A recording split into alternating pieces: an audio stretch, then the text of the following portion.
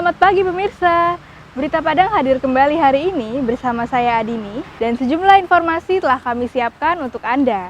Berikut selengkapnya.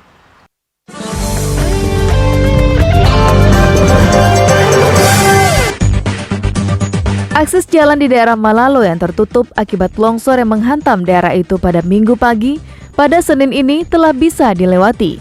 Dua alat berat yang dikerahkan oleh pemerintah Kabupaten Tanah Datar berhasil menyingkirkan material longsor yang menutup badan jalan sepanjang hampir 200 meter. Hingga hari ini, Pemko Padang masih menutup akses jalan masuk ke Kota Padang. Semua kendaraan yang datang dari arah luar kota dihentikan petugas untuk diperiksa suhu tubuh pengemudi dan penumpangnya. Namun kali ini pemerintah Kota Padang melibatkan anggota TNI AD yang tergabung dalam tim SK4 karena banyak pengemudi yang enggan diperiksa dan mengaku sebagai anggota TNI. Seminggu pasca diberlakukannya jam malam di Kota Padang, ternyata masih banyak warga masyarakat yang tak mematuhinya. Aparat Satpol PP Kota Padang terpaksa membubarkan kerumunan warga di warung-warung dan kafe yang masih beroperasi pada Minggu malam.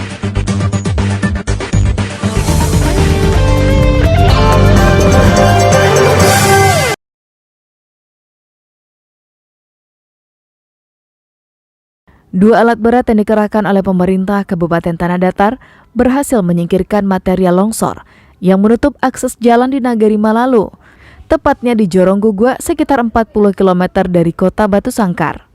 Akibat longsor yang menimpa daerah ini pada Minggu pagi, akses jalan lingkar Danau Singkara tak bisa dilewati karena tertutup material longsor berupa batu, lumpur dan batang kayu setinggi hampir 1 meter.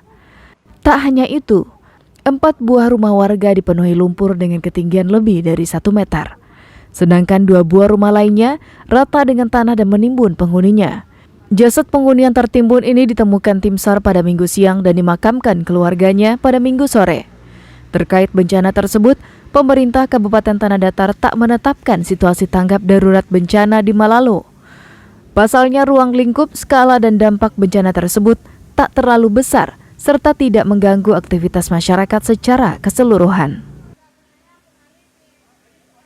Kita melihat dengan aturan yang ada, dengan kondisi yang ada, kita tidak perlu melakukan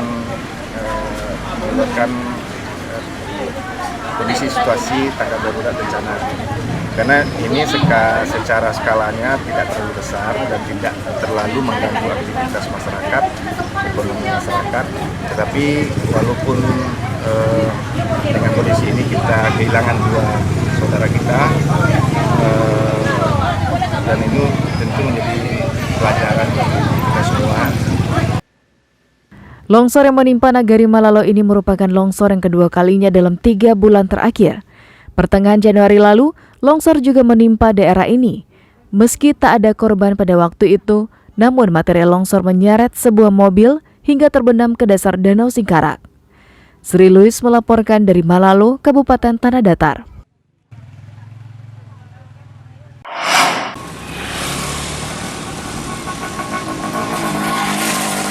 Detasemen Polisi Militer 14 Padang dilibatkan oleh pemerintah kota untuk menjaga perbatasan di sekitar daerah Kayu Kale, sekitar 25 km dari pusat Kota Padang. Keterlibatan anggota polisi militer TNI AD merupakan salah satu langkah yang ditempuh oleh pemerintah kota agar para pengemudi yang mencoba masuk ke pusat kota bisa dicegah dan harus melalui pemeriksaan di daerah bypass. Di daerah bypass tersebut, pemerintah Kota Padang membangun sebuah posko dan mewajibkan pendatang untuk diperiksa suhu tubuhnya serta disemprot cairan disinfektan. Hal ini bertujuan untuk mengurangi penyebaran COVID-19 di Kota Padang. Sebelumnya banyak para pengemudi yang ngotot dan mencoba melawan petugas dengan mengaku sebagai anggota TNI. Namun sejak anggota polisi militer ini dilibatkan, tak satupun pengemudi yang berani melawan petugas dan mengaku sebagai anggota TNI. Untuk oknum dari TNI atau Polri yang mencoba untuk menerobos, kita tetap arahkan ke jalan bypass dan tidak bisa melewati jalan yang sudah kita tutup. Alhamdulillah untuk sampai saat sekarang ini tidak ada yang warga ataupun oknum yang ngeyel dan semua menurut yang sudah kita arahkan. Anggota Detasmen Polisi Militer yang ditugaskan ini merupakan bagian dari Satuan Koordinasi Keamanan dan Ketertiban Kota atau yang lebih akrab dikenal sebagai Tim SK4 yang telah lama dibentuk oleh pemerintah Kota Padang. Anggota tim ini merupakan aparat keamanan dari berbagai satuan yang ada di Kota Padang. Robiam melaporkan dari Padang.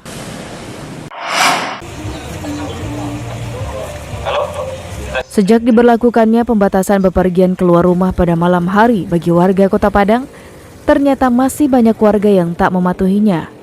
Minggu malam aparat Satpol PP Kota Padang melakukan patroli ke tempat-tempat yang masih dikunjungi banyak orang pada malam hari. Tempat-tempat tersebut adalah kafetaria yang masih beroperasi, warung internet, serta warung pinggir jalan. Saat menemukan banyak orang yang berkerumun, petugas langsung membubarkan mereka. Pemilik kafetaria diperintahkan petugas untuk menutup tempat usahanya dan berhenti beroperasi, karena jam telah menunjukkan waktu tengah malam. Hal yang sama juga dilakukan pada warung internet yang banyak dikunjungi para remaja. Mereka biasanya bermain game online hingga larut malam. Seminggu yang lalu, Wali Kota Padang mengeluarkan instruksi yang melarang warganya bepergian keluar rumah pada malam hari, sejak pukul 10 malam hingga pukul 6 pagi. Instruksi ini dikeluarkan Wali Kota sebagai salah satu upaya untuk mencegah penyebaran COVID-19. Dalam instruksi tersebut juga disebutkan, bagi warga yang tak mengindahkan instruksi ini akan ditindak oleh petugas Satpol PP, TNI, dan Polri. Pada siang tadi saya sudah menandatangani surat untuk jam malam. Ya, artinya lagi di Kota Padang sekarang ini kita akan batasi jam malam ya dari jam 11 sampai jam 6 pagi. Nah, kecuali untuk aktivitas yang penting. Nah, nanti di sana di posko-posko itu akan kita kendalikan. Dan inilah harapan kita kepada seluruh warga masyarakat di Kota Padang ataupun juga yang akan masuk Kota Padang. Kita harapkan bisa memahami situasi kondisi yang seperti ini. Untuk mencegah penyebaran COVID-19, pemerintah Kota Padang telah mengeluarkan berbagai instruksi yang bertujuan untuk melindungi warga Kota Padang dari virus tersebut. Beberapa instruksi tersebut dan masih berlaku hingga saat sekarang adalah memindahkan proses belajar dan mengajar bagi murid sekolah dari sekolah ke rumah masing-masing, mencegah warga kota keluar malam, serta mewajibkan warga Kota Padang mengenakan masker saat berada di luar rumah. Dari Padang, Alfi melaporkan.